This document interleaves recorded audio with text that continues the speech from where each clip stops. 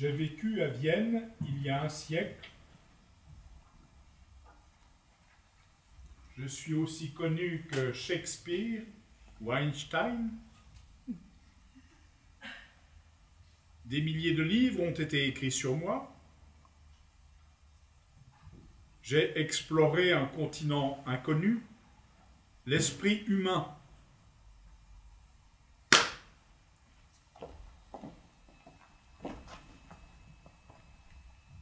Qui suis-je? Sigmund Freud.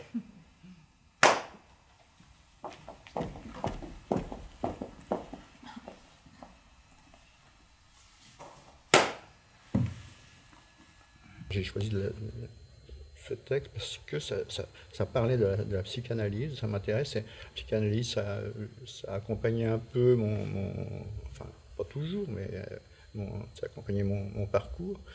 J'avais déjà monté des textes de Marguerite Duras et ça a un rapport beaucoup avec la psychanalyse. Freud 2, également RK, homme d'affaires.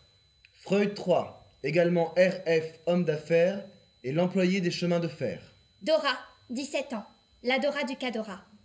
Fille de Herr F, confidente de Frau K, amie de Herr K. Également Anna, la fille du docteur Freud. Et Gloria, une féministe des années 70. Lou Andreas Salomé, psychanalyste. Également Dora, adulte. Martha Freud, la femme de Sigmund Freud. Frau F, femme de RF. Frau K, femme de RK, maîtresse de RF. Disons que c'est l'histoire d'une jeune fille qui a été perturbée dans son enfance, perturbée par différentes choses, soit par son père qui est, disons, malade, mais malade de par le sexe.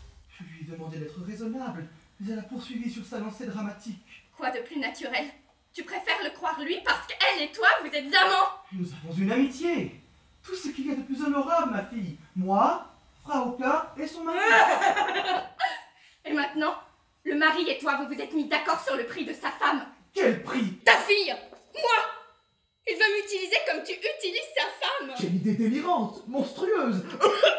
Je serai sa pute comme elle est la tienne. Mais l'obscénité, docteur, comme si un diable, un esprit grossier et braillard était entré dans son corps. Pour la dernière fois, si tu m'aimes, il faut que tu arrêtes de la voir. Dora, tu ne peux pas me demander ça, c'est cruel, irrationnel.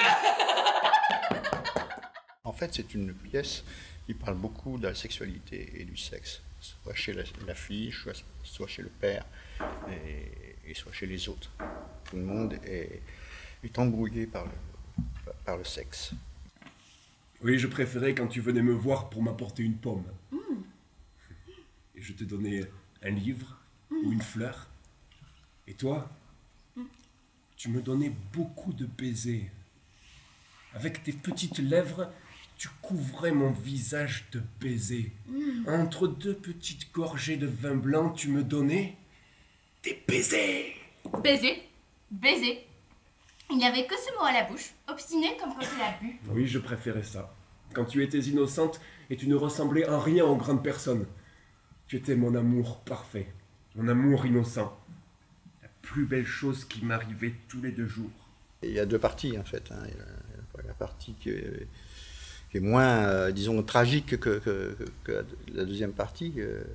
Et en même temps, où on voit les corps qui sont quand même un peu... Tu vois, ils sont pas équilibrés. De par la maladie, quoi. C'est pour ça qu'on le joue un peu burlesque, un peu, où les corps il y a des tics, il y a des choses comme ça. Ils ne maîtrisent pas leur corps, quoi. L'acte d'RK t'a fait violence. Mais toi aussi, tu aimais RK, n'est-ce pas? Oui, je l'aimais, mais d'une autre façon. Il t'offrait des fleurs, il te disait combien tu étais jolie. Et toi, tu éprouvais de la tendresse pour lui parce qu'il était dans une situation difficile. Maintenant, RK ne faisait que faire un pas de plus dans cette relation en t'embrassant comme une femme. Parce que de fait, au cours de la dernière année, tu étais devenue une femme. Vous êtes de son côté. Je ne fais que clarifier la scène, comprendre la scène. RK t'a parlé de ton sourire, de tes lèvres, de tes petites lèvres. du plaisir de te voir, du plaisir incomparable de te voir. Tu es la plus belle chose qui m'arrive tous les 2 jours. Te rends-tu compte que tout conduisait au baiser? C'est ce que fait un homme à une femme quand la femme l'attire, il l'embrasse. Vous savez, en psychanalyse, il y a le moi qui est notre personne, et puis il y a le ça, donc qui est le sexe, et puis il y a le surmoi. Le surmoi qui représente en fait la famille qui est là pour oh, attention, tu vas trop loin, là, tu vas trop loin. Et le ça, il dit ah mais non, tu peux y aller, la draguer, vas-y. Et ouais, c'est comme ça à l'intérieur de nous. Et donc les trois. On a le moi, le surmoi et le ça qui sont là. C'est pour cela qu'Erka apparaît tout à coup dans le rêve, à la lumière de ce que nous savons maintenant de Erka, quand il t'a offert le petit coffre à bijoux. Que pouvons-nous supposer qu'il attendait en échange? Oui, Oui quoi? mon petit trésor. Tout devient plus clair. Il t'a donné un coffre à bijoux pour que tu lui donnes ton coffre à bijoux. Parce que sa femme ne lui donne pas le sien, qu'elle le donne à mon papa, qui ne veut pas celui de ma maman, et que quand il le veut, elle ne le lui donne pas. L'interminable ronde de la complication sexuelle. Mon but, c'est de trouver quel théâtre je peux faire avec ce texte, quoi. Et donc, dans la scénographie, en fait, ça s'est fait un peu comme ça. Par exemple, le rideau rouge qu'il y a là par terre, quand on a commencé à répéter, il était là déjà. C'était d'un autre spectacle que quelqu'un d'autre avait fait. Et il y avait ce grand rideau rouge comme ça. Et je me suis dit, bon, ben, je vais commencer avec ça, quoi. Ce n'est pas ce que mon rêve signifie. Je sais ce que mon rêve signifie. La résistance s'accentue. La patiente se redresse encore une fois. Je ne peux pas respirer parce qu'il y a beaucoup de fumée. J'associe la fumée aux hommes qui fument le cigare. Les hommes qui fument le cigare m'étouffent. Ils sont cruels. Ils me parlent affectueusement mais ne me laissent pas respirer. Et je veux me fuir. En fait, c'était assez facile de trouver un sens, le rouge, et puis comment dire, avec la mémoire. De l'autre côté, à l'arrière, c'est le cerveau, et devant, c'est le réel, en fait. Ils ont des difficultés à passer parce que c'est comme s'ils se disaient, mais comment je vais pouvoir parler quand je vais être dans le réel, avec mes maladies, avec tout ça, mes symptômes. Soyez la bienvenue, Lou Andreas.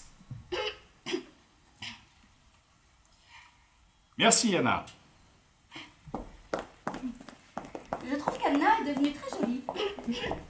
Et en plus, elle est intelligente. L'autre soir, je l'ai trouvée en train de lire un de mes livres et de le souligner. Ah, alors elle est très intelligente. On voit bien que Freud avait quand même un problème avec les femmes,